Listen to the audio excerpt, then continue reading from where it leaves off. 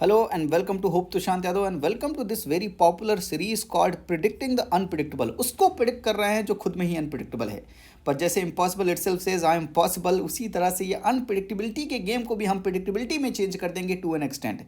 ये कर कैसे रहे हैं? only means that I have is rationality. I have always told you God is rational and rational is God. अगर आप रैशनल तरीके से अप्रोच लगाएंगे, ये अप्रोच पूरी तरह से वर्क करेगी साहब.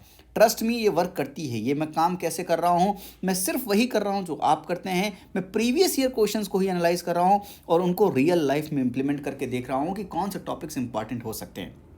आज मैं आपको इकोनॉमी के पर्सपेक्टिव से बड़ा इंपॉर्टेंट टॉपिक बताने वाला हूं जो कि यूपीएससी प्री 2023 में पूछे जाने की पूरी प्रोबेबिलिटी है. ध्यान से सुनिएगा.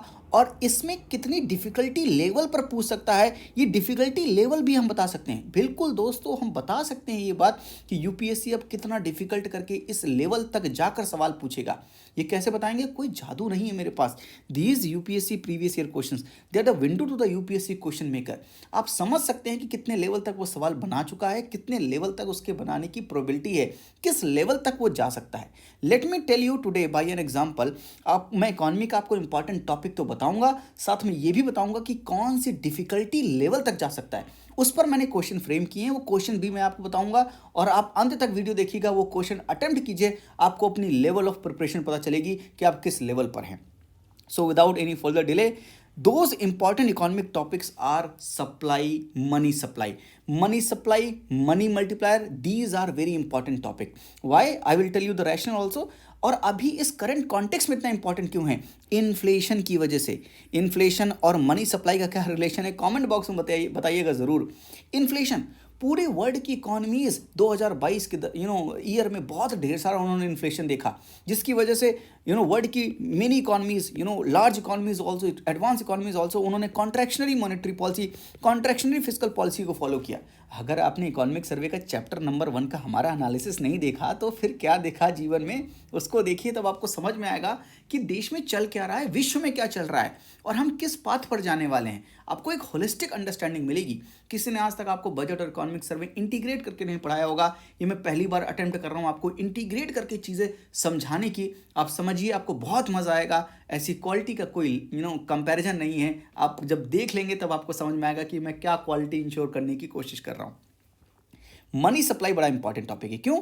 मनी सप्लाई इन्फ्लेशन से भी कनेक्टेड है और विश्व में जब इकोनॉमी इस contractionary monetary policy, contractionary fiscal policy follow कर रही हैं तो उसमें भी मनी सप्लाई का ही तो एंगल है, लिक्विडिटी का ही तो एंगल है. और अगर money supply contractionary monetary policy follow कर रहे हैं तो रेपो रेट को बढ़ा रहे हैं. तो हमारे देश में आरबीआई भी तो रेपो रेट को बढ़ा रहा है to curb the inflation, to absorb some liquidity को एब्जॉर्ब करने के लिए, कम करने के लिए. कमेंट बॉक्स में जरूर बताइएगा रेपो रेट का कॉन्सेप्ट क्या कहता है ना. इसमें इसी से सवाल पूछेगा. मैं आपको अंत में जो सवाल बताऊंगा, ध्यान से सुनिएगा, सवाल वहीं से आएगा, आपके कॉन्सेप्चुअल क्लैरिटी को भी चेक करेगा. 2013 में ये सवाल पूछा गया. ये सवाल पूछे जाने की अगेन प्रोबेबिलिटी है 2023 में. लेट मी टेल यू, ये एज इट इज़ नहीं पूछेगा, इसके कॉन्सेप्ट के बेस पर पूछेगा. ध्यान रखिएगा, है ना. मैं बहुत सोच कर बोलता हूँ, मुझे ऐसा लगता है, मैंने एनालाइज़ किया है, इस वजह से मैं आपको ये चीज़ें बोलता हूँ. क्या यूपीएससी अपने सवालों को रिपीट करता है या नहीं करता, ये मैं आपको अभी अगले स्टेप पर ही दिखा दूंगा. Supply of money remaining the same when there is an increase in the demand for money there will be. क्या होगा इसका आंसर? कमेंट बॉक्स में बताइए. 2013 का सवाल है. देखिए, आधे लोग गलत ज़रूर बताएंगे. मेरा चैलेंज है आपको, आप एक्सेप्ट कीजिए 2013 का इसका ऑप्शन में आंसर दीजिए कमेंट बॉक्स में और चेक कीजिएगा बाद में जाकर कि आंसर क्या है इसका. 2019 में एक सवाल पूछा मनी मल्टीप्लायर के ऊपर. मनी मल्टीप्लायर एक इंपॉर्टेंट टॉपिक है. Money supply, money multiplier important aspect है कि अगर मनी मल्टीप्लायर इकोनॉमी में इंक्रीज होगा, the money multiplier in economy increases with which of the following. किसकी वजह से मनी मल्टीप्लायर इंक्रीज होगा? और आप सबको पता है कि अगर बैंकिंग हैबिट पॉपुलेशन की बढ़ेगी तो ज़रूर हमारा मनी मल्टीप्लायर इंप्रूव होगा. 2020 में सवाल पूछा कि अगर आप 1 लाख रुपए विड्रॉ कर लें अपने डिमांड डिपॉजिट अकाउंट से तो उसके बाद लिक्विडिटी पर या मनी सप्लाई पर क्या इंपैक्ट पड़ेगा. और जैसा कि आपको पता है कि ये बिल्कुल अनचेंज रहेगी, मनी सप्लाई अनचेंज रहेगी. यानी आपको समझना क्या है कि M1, M2, M3, M4 का क्या कॉन्सेप्ट है, क्या लिक्विडिटी का क्या ऑर्डर है, लिक्विडिटी के ऑर्डर के बाद कौन सी ब्रॉड मनी है, कौन सी नैरो मनी है. ये सारे कॉन्सेप्ट आपको पता होना चाहिए क्योंकि इस बार ये टॉपिक इंपॉर्टेंट है.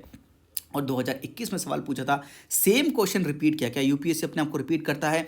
Answer is absolutely yes. 2019 में पूछा था मनी मल्टीप्लायर के ऊपर, same exact repetition, the money multiplier in an economy increases with which of the following, और बस इन्होंने क्या किया है, सीधे ऑप्शन को इंटरचेंज करके दिया है। यहाँ पर बी आंसर था तो यहाँ पर सी आंसर है, increase the banking habit of the population, which means कि ये टॉपिक बड़ा इंपॉर्टेंट है। और इसकी डिफिकल्टी का लेवल देखिए, एक बार ये सवाल पूछ चुका है 1 लाख रुपए वाला, एक बार मनी मल्टीप्लायर के ऊपर सवाल पूछ चुका है, एक डिमांड फॉर मनी के ऊपर सवाल पूछ चुका है, विच मीन्स कि अगला सवाल जो आने वाला है कुछ इस तरह का होने वाला है। मैं आपको समझाता हूं किस तरह का सवाल होने वाला है। Consider the following statement, repo rate, MSF both are tools to increase the liquidity in the economy, increase in the reverse repo rate will promote inflation in the economy. Answer बताइए, इसका आंसर क्या होगा? 1 डालकर comment box में answer जरूर बताइएगा, क्योंकि मैं बेट कर सकता हूं कि आप आंसर गलत बताएंगे साहब। दूसरा सवाल यह है कि consider the following statement, decrease in the banks lending rate will increase the liquidity in the economy and reverse repo rate and SDF are the tool to absorb liquidity, which means कि liquidity के ऊपर सवाल पूछ सकता है, money supply के ऊपर सवाल पूछ सकता है, मनी मल्टीप्लायर के ऊपर सवाल पूछ सकता है, इन कनेक्शन विथ इन्फ्लेशन पूछ सकता है, या in connection with repo rate, MSF, SDF, इनसे कनेक्शन करके यही सवाल पूछेगा आपसे। और ये डिफिकल्टी लेवल पर आपको जाएगा सवाल। और मैं आपको कह सकता हूं कि अगर आप ये दोनों सवाल अटेम्प्ट करके अभी कमेंट बॉक्स में आंसर लिखें और मैं आपको आंसर बताऊं तो आपके आंसर मोस्टली लोगों के गलत होंगे, अगर आप एडिट करके फिर सही ना करें। इनके आंसर क्या हैं, जल्दी जाओ पहले कमेंट बॉक्स में लिख कर आओ, है ना, कि क्या है इनके आंसर। देखो वीडियो पॉज करो और इसके आंसर लिखो। और इनके आंसर है, इसका आंसर है ओनली 2 और इसका भी आंसर है ओनली 2। दूसरा ही गलत है, increase in the reverse repo rate will promote inflation in the economy, ऐसा नहीं होगा। और पहला एकदम सही है, रेपो रेट हो या एमएसएफ हो, ये लिक्विडिटी को सिर्फ इंक्रीज कर सकते हैं। सोचिएगा, जिसने आंसर सही टिक किया है, कांग्रेचुलेशन, आपके कॉन्सेप्ट अच्छे हैं। आप इनका एक्सप्लेनेशन जरूर लिखिए कमेंट बॉक्स में, ताकि जिनको इन सवालों में दिक्कत आ रही है वो एक्सप्लेनेशन पढ़कर आपका वो सही तरह से समझ पाएं कि इसका आंसर ऐसा क्यों है, इन दोनों का आंसर बी क्यों है। और ये भी आप समझिए कि ये सवाल पूछा क्यों जाएगा, क्योंकि ये पीछे यूपीएससी के प्रीवियस ईयर क्वेश्चंस में ये एक लेवल डिफिकल्टी पूछ चुका है। अगली लेवल डिफिकल्टी का जो हो सकता है, ये हो सकता है ये दिखने में सवाल बड़े ईजी लग रहे हैं, पर इनके कॉन्सेप्चुअल अंडरस्टैंडिंग के बिना इन सवालों को सही नहीं किया जा सकता। अगर आप यूपीएससी के पैटर्न को देखो तो यूपीएससी के सवाल कभी कभी देखने में बड़े इजी लगते हैं, पर होते बड़े खूंखार हैं। उनका आंसर कुछ और ही होता है और आप एग्जाम में कुछ और ही मार्केट टिक करके आते हो और घर में पता चलता है कि अरे यार ये क्या गलती करा है। ये ऐसे सवाल हैं दोस्तों, आपको ये माइंडसेट डेवलप करना पड़ेगा कि यूपीएससी का जो क्वेश्चन एग्जामिनर है, जो क्वेश्चन फ्रेम कर रहा है, वो किस फ्रेम ऑफ रेफरेंस से सवाल फ्रेम कर रहा है। जब तक आप उसकी स्ट्रेटजी नहीं समझ पाएंगे वो आप अपना माइंडसेट डेवलप नहीं कर पाएंगे। ये माइंडसेट डेवलप करना बड़ा जरूरी है। ये क्वेश्चंस मैं टेलीग्राम पर देता रहता हूं, इकोनॉमी के बढ़िया बेहतरीन क्वेश्चन, पॉलिटी के बहुत अच्छे अच्छे क्वेश्चंस मैंने यूपीएससी के पर्सपेक्टिव में सोचकर वो क्वेश्चन डिज़ाइन करके मैंने टेलीग्राम पे डाले हैं। उनके पोल भी करवाता हूँ कि क्या आंसर होगा उसका, है ना। वो आंसर भी आप देख सकते हैं कि क्या इनके आंसर्स होंगे मेरे टेलीग्राम चैनल से कनेक्ट होकर। तो टेलीग्राम से कनेक्ट हुइए, इन क्वालिटेटिव क्वेश्चंस को लगाइए, ताकि आपको ये अंडरस्टैंडिंग डेवलप हो कि किस तरह से आपको अप्रोच करनी है, क्या आपका माइंडसेट कैसा रहेगा एग्जाम के पर्सपेक्टिव से। और इसीलिए मैंने अपनी बहुत कोशिश करके, बहुत ढेर सारा हार्डवर्क करके, बहुत ढेर सारा टाइम इन्वेस्ट करके मैंने एक प्रोग्राम बनाया है जिसका नाम है माइंडसेट बिल्डर प्रोग्राम। ये प्रोग्राम आपके वाकई में जो प्रीलिम्स का ये फेलियर का विशियस साइकिल चल रहा है, पहला अटेम्प्ट, दूसरा अटेम्प्ट, तीसरा अटेम्प्ट, ये विशियस साइकिल को तोड़ने में बहुत मदद करेगा। ये इस बार आपको एग्जाम क्वालिफाई करा कर ही मानेगा, क्योंकि ये राइट अप्रोच की बात करता है, ये राइट माइंडसेट की बात करता है। यहाँ पर मैं आपको इंपॉर्टेंट थीम्स बताऊंगा, टॉपिक्स बताऊंगा, कौन से टॉपिक्स रिवाइज करने बहुत जरूरी हैं, किन पर आपको ध्यान देना है,